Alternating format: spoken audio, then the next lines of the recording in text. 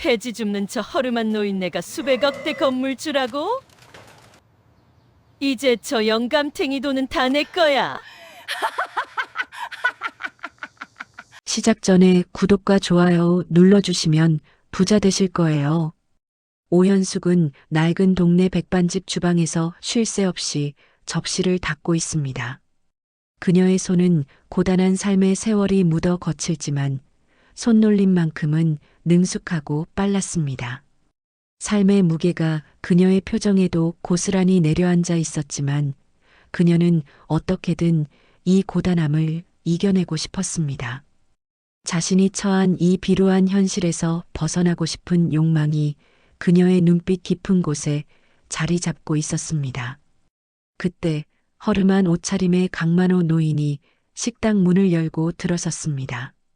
강만호는 항상 낡고 해진 옷을 입고 다녔습니다. 꼬깃꼬깃한 1,000원짜리 지폐를 한참 세어 국밥 한 그릇 값을 계산하는 모습이 참 안쓰러워 보였습니다. 오현숙은 그런 노인을 보며 측은지심을 느꼈습니다. 저렇게 폐지 주어 사시는 것도 얼마나 서러우실까 하고 말입니다. 그러면서도 그녀는 자신만큼은 저런 삶을 살지 않겠다고 다시 한번 다짐합니다. 오현숙은 자신도 모르게 정이 갔던지 기본 반찬 외에도 김치와 나물을 조금 더 수북하게 얹어드렸습니다. 강만호는 뜻밖의 친절에 잠시 놀란 듯 했지만 이내 허겁지겁 국밥을 먹었습니다. 현숙은 노인에게 건넨 작은 친절이 훗날 자신의 운명을 송두리째 뒤바꿀 씨앗이 되리라고는 상상도 하지 못했습니다. 며칠 후 손님이 뜸한 한산한 오후 시간이었습니다. 오현숙은 식당 주인과 평소처럼 소소한 이야기를 나누고 있었습니다. 현숙 씨, 그 강만우 어르신한테 반찬 서비스 너무 많이 주지 마요. 네, 폐지 줍는 분이신데 안쓰러워서 드리는 거죠. 식당 주인은 현숙의 말에 어이없다는 듯 크게 웃으며 손을 저었습니다. 에이, 현숙 씨가 겉모습만 보고 속았구먼. 그 양반, 이 동네 건물 주셔. 건물 몇 채가 다 그 사람 명이라니까. 현숙은 주인이 하는 말을 듣고 깜짝 놀랐습니다. 엄청 구두쇠라 저렇게 허름하게 입고 다니는 거야. 게다가 아들하고도 연 끊고 혼자 사신다네. 참 고집센 양반이지. 오현숙의 머릿속은 복잡하게 돌아가기 시작했습니다. 폐지를 줍는 가난한 노인이 아니었습니다. 수백억 원대의 재산을 가진 건물주였습니다. 게다가 아들과 연이 끊어진 채 홀로 외롭게 살고 있다는 사실이 그녀의 계산기를 두드렸습니다. 현숙의 얼굴에 걸려있던 피로함은 온데간데 없이 사라졌습니다. 그 자리를 대신한 것은 차갑고 이성적인 탐욕이었습니다. 이것은 하늘이 자신에게 내려준 고단한 삶을 끝낼 마지막 기회라고 그녀는 확신했습니다. 이 순간부터 그녀에게 강만호는 돌봐야 할 불쌍한 노인이 아니라 반드시 쟁취해야 할 목표물이 된 것입니다.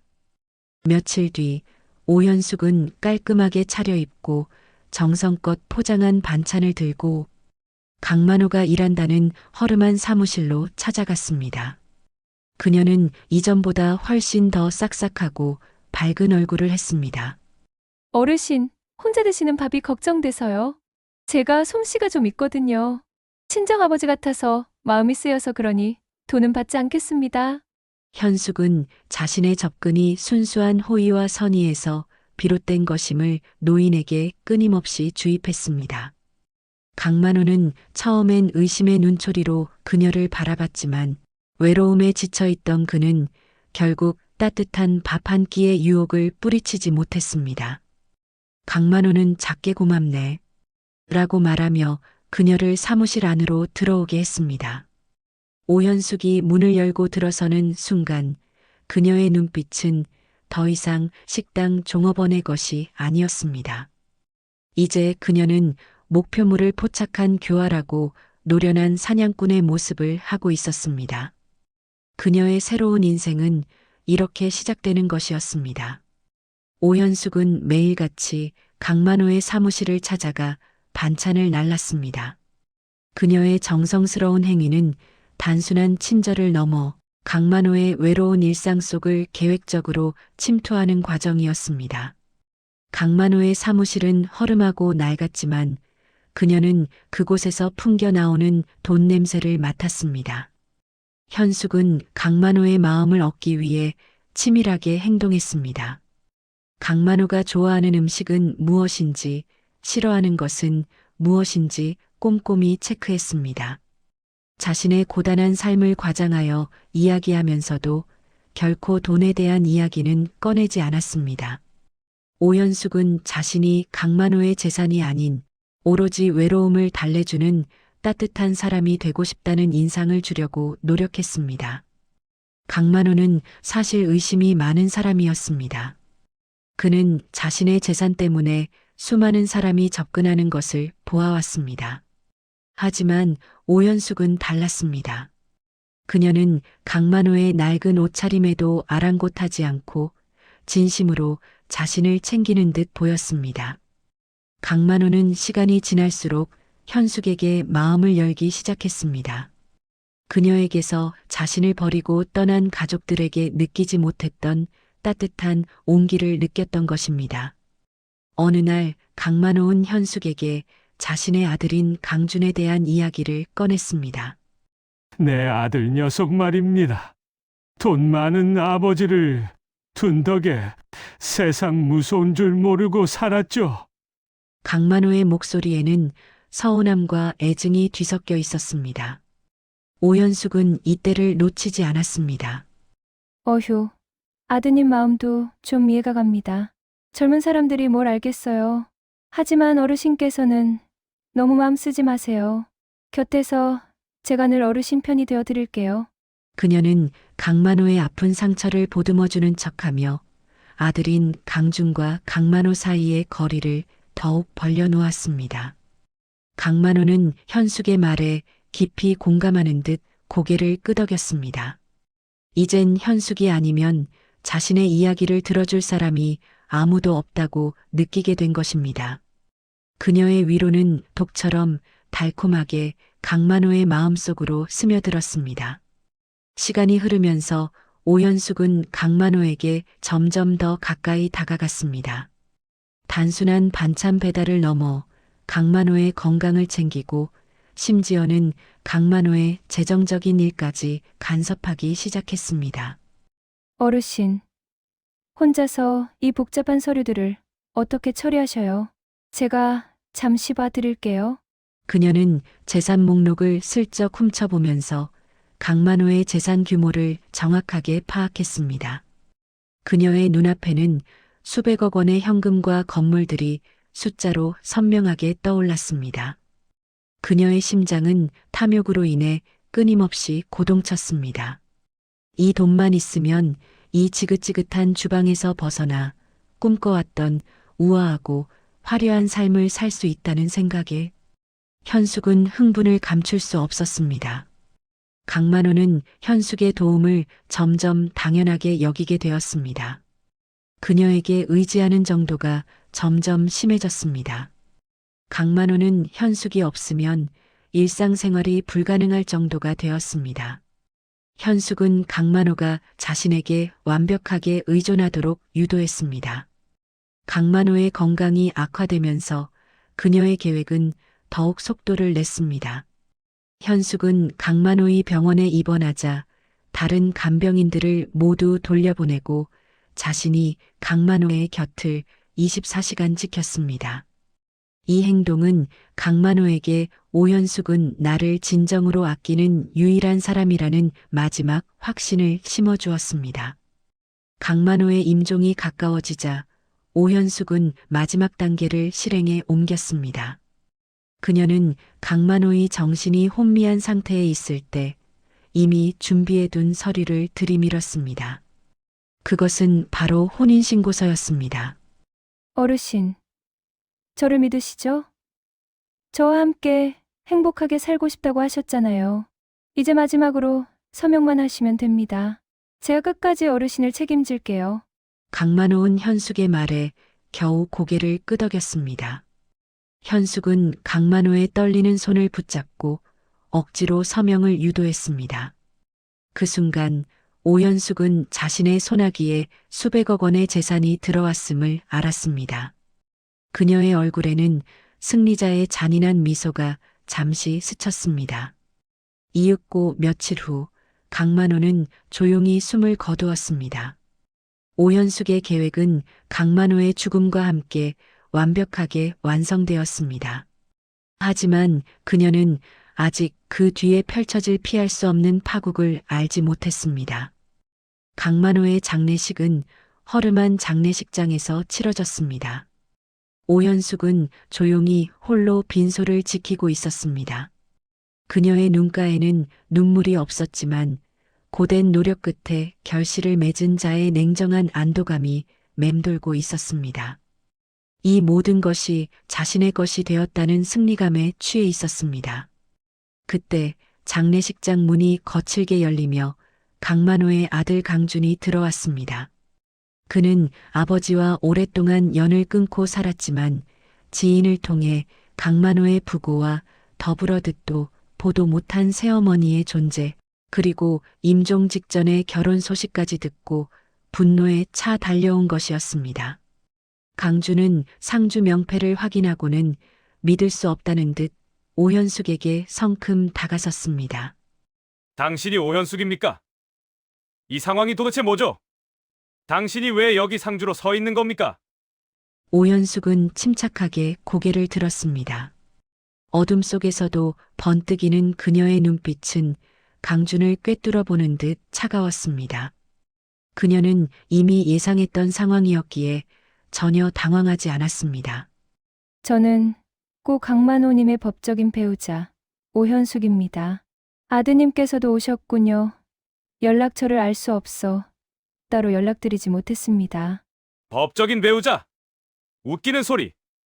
당신이 뭔데 아버지의 배우자 행세를 해? 아버지는 평생 당신 같은 사람은 알지도 못했어. 돈 때문에 접근한 거 내가 모를 줄 알아? 당장 그 상주 완장 벗고 여기서 나가.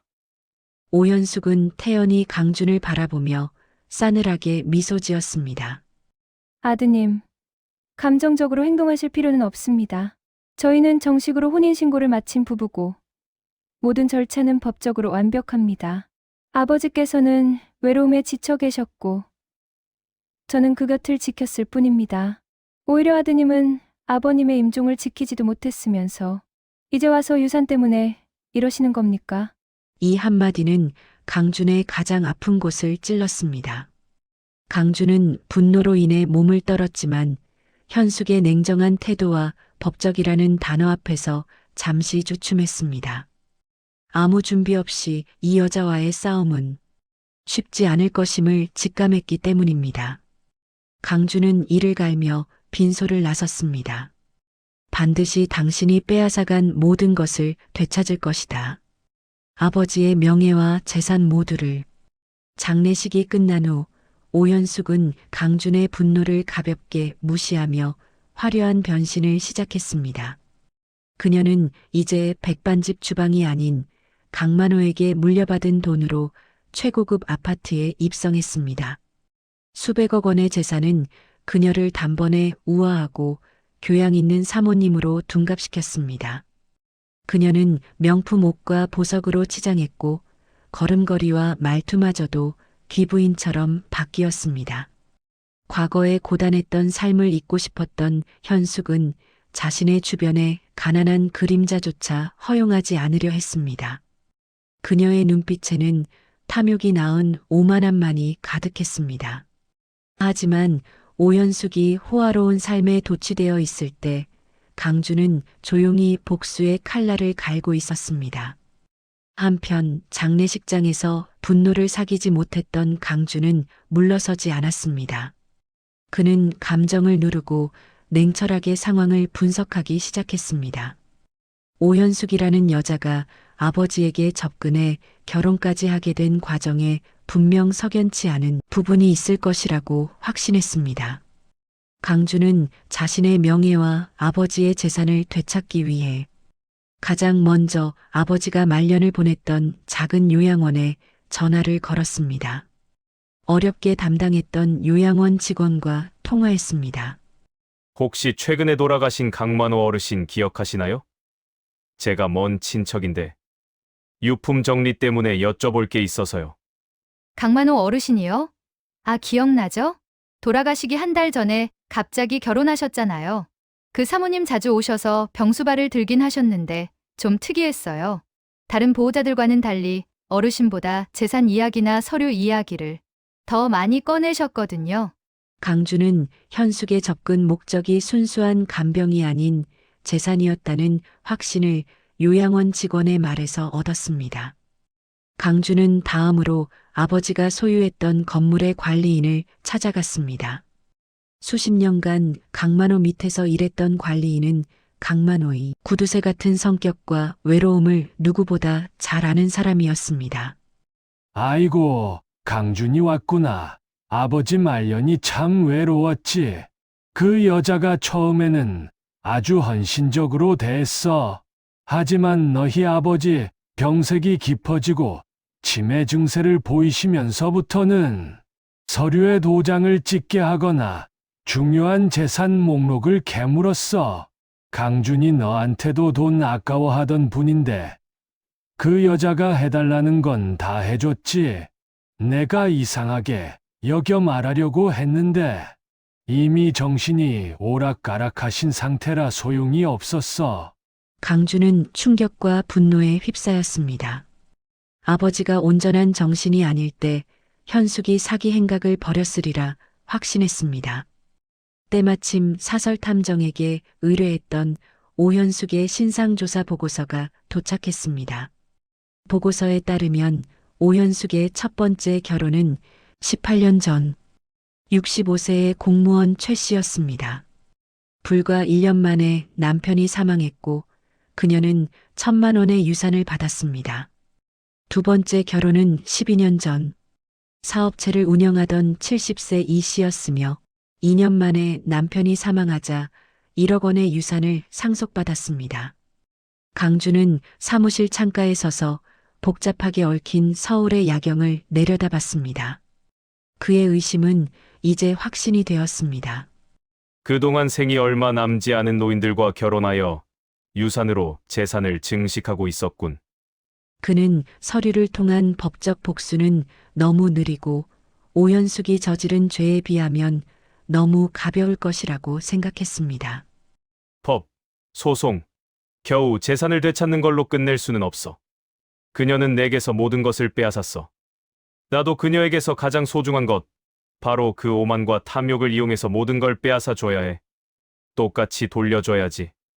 그녀가 돈 때문에 사람을 속였듯이 자신도 돈으로 위장한 사랑을 이용해 그녀를 속이기로 결심했습니다. 강주는 결심한 듯 성형외과 브로커에게 전화를 걸었습니다. 최고로 완전히 다른 사람처럼 보이게 해주세요. 돈은 상관없습니다. 모든 과거를 지우고 오현숙이 절대로 의심하지 못할 새로운 사람으로 태어나야 합니다. 며칠 후 강주는 조용히 자취를 감추고 복수를 위한 긴 여정에 올랐습니다. 오현숙은 자신이 완벽하게 새로운 삶을 살고 있다고 믿었지만 그 순간 강주는 이미 그녀의 오만함과 탐욕이라는 심장을 꿰뚫을 날카로운 무기를 갈고 있었습니다. 1년 후 강주는 혹독한 준비 과정을 거쳤습니다. 계란형 얼굴, 오똑한 콧날, 부리부리한 눈 완벽한 조합을 이루었습니다. 그는 단순히 외모를 바꾼 것이 아니었습니다.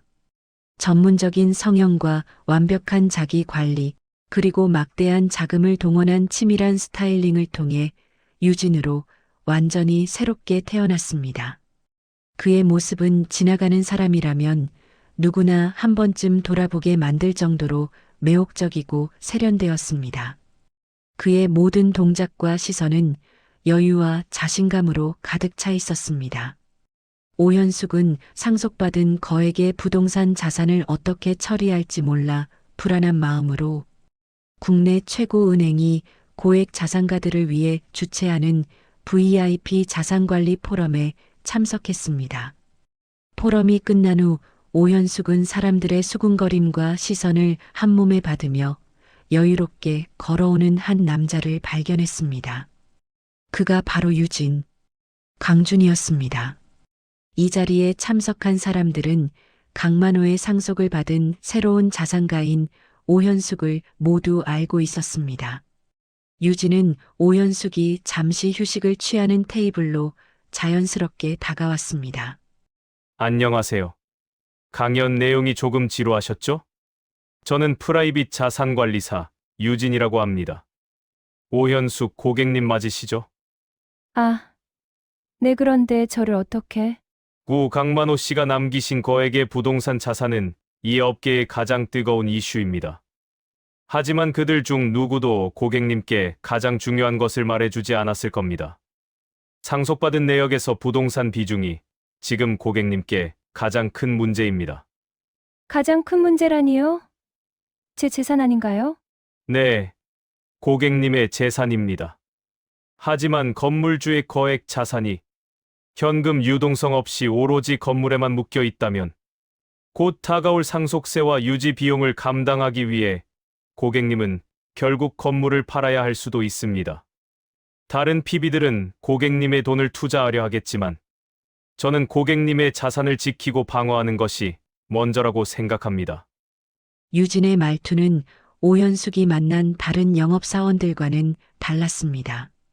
그는 그녀의 탐욕이 아닌 그녀의 불안함을 먼저 건드렸고 그녀가 듣고 싶어하는 자산 방어에 대해 이야기하고 있었습니다. 오현숙은 유진의 깊은 눈빛과 흔들림 없는 자신감에 압도당했습니다. 무엇보다 이토록 매력적인 남자의 당찬 말솜씨에 그녀는 깊은 신뢰감과 호감을 느꼈습니다. 자산 방어. 그렇다면 저에게 구체적인 솔루션을 제시해 주실 수 있나요? 물론입니다. 고객님께 완벽히 세금 절감이 가능하고 향후 10년간의 유동성을 확보할 수 있는 청사진을 보여드리겠습니다. 다만 그것은 오직 고객님과 저 두 사람만의 진지한 프라이빗 미팅에서 논의되어야 할 내용입니다. 좋아요. 유진 씨 개인적으로 연락드리겠습니다. 현명한 선택이십니다. 오현숙 고객님. 유진은 그녀에게 정중하게 인사한 후 군중 속으로 사라졌습니다. 오현숙은 그의 뒷모습이 완전히 사라질 때까지 눈을 떼지 못했습니다. 그녀는 유진의 매력과 전문성에 홀려 그가 자신의 재산을 노리고 있다는 사실을 전혀 감지하지 못했습니다. 강주는 오현숙의 가장 깊은 곳에 있는 탐욕과 허영심을 자극하기 위한 완벽한 위장술을 성공적으로 펼쳤습니다. 화려한 도시의 야경이 파노라마처럼 펼쳐지는 오현숙의 최고급 아파트, 웅장한 크리스탈 샹들리에가 천장에서 쏟아져 내리고 한쪽에는 최고급 위스키와 코냑이 진열된 맞춤 제작된 와인 및 양주바가 눈에 띕니다. 오현숙은 몸에 딱 붙는 디자이너 드레스를 입고 값비싼 와인잔을 들고 있습니다. 유진은 테이블 위에 미리 준비된 깔끔한 서류 한 묶음을 올려놓습니다. 봐봐, 이 화려하고 럭셔리한 멋진 집을 내가 맨손으로 이룬 거야. 남의 돈 쳐다본 적 없어.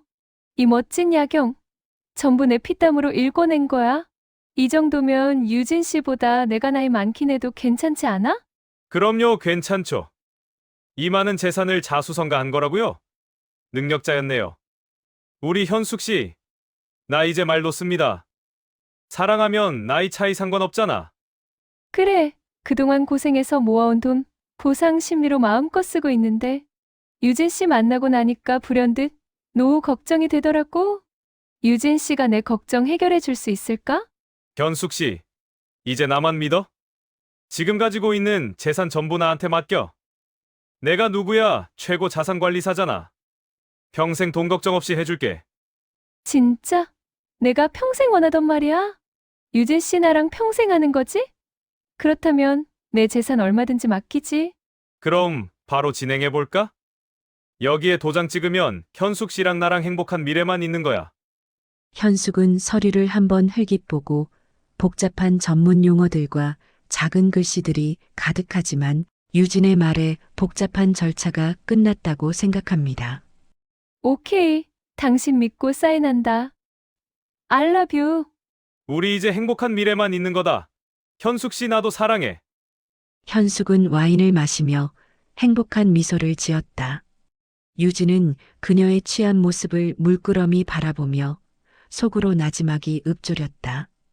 오현숙, 당신 행복 여기까지야. 다음에 만날 때는 절망만 가득할 테니. 기대해. 오현숙이 서류에 서명한 지 며칠이 흘렀습니다. 그날 이후 유진은 갑자기 연락이 끊겼습니다. 전화는 꺼져 있고 아무리 수소문해도 그의 행방을 알 수 없었습니다. 오현숙은 초조함과 불안함으로 잠을 이루지 못했습니다. 결국 오현숙은 사설 탐정을 고용했고 거액을 들여 유진의 새 주소를 간신히 알아냈습니다. 그녀는 초인종을 누르는 대신 무작정 문을 열고 들어왔습니다.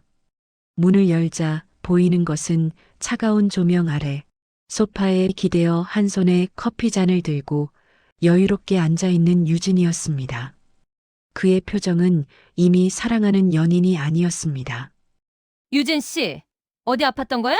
왜 전화를 안 받아? 나 얼마나 걱정한 줄 알아? 이제야 오셨네요. 오현숙 씨. 당신이 올 줄 알고 방금 내렸는데 차 한잔 하시겠어요? 오현숙 씨라니. 유진 씨. 무슨 일이야? 무섭게 왜 그래? 아직도 내가 누군지 모르겠어. 돈 때문에 자식도 버린 구두쇠. 건물주 강만호를 철저하게 속여 재산을 가로챈 오현숙 씨. 오현숙은 비명을 지르지 못하고 숨조차 쉬지 못한 채 그대로 얼어붙습니다. 설마 네가 강만호 아들. 이 얼굴이 아니었는데 어떻게 된 거야? 1년 전 장례식장에서 결심했지. 돈 때문에 가족과도 등 돌린 아버지지만 외로운 아버지를 위해 내가 복수하겠다고. 그래서 피나는 준비를 좀 했어. 어때? 그건 오해야. 강만호 씨와 나는 사랑하는 사이였어. 제발 오해를 풀어줘. 아니 난 당신이 어떤 인간인지 이미 다 알고 있어. 오현숙은 충격으로 무너져 내렸습니다. 절규하듯 몸을 떨지만 목소리 대신 격렬한 울음만 터뜨립니다. 제발 내 돈 돌려줘. 나 과거의 오현숙으로 돌아갈 수 없어. 강주는 미련 없이 문을 열고 나갑니다. 오현숙의 절망적인 울음소리가 차가운 오피스텔에 남습니다. 몇 달 후 강주는 사무실에 앉아 있습니다. 평온하지만 냉철한 승자의 눈빛입니다. 책상 위에는 사설 탐정이 보낸 얇은 봉투가 놓여 있습니다.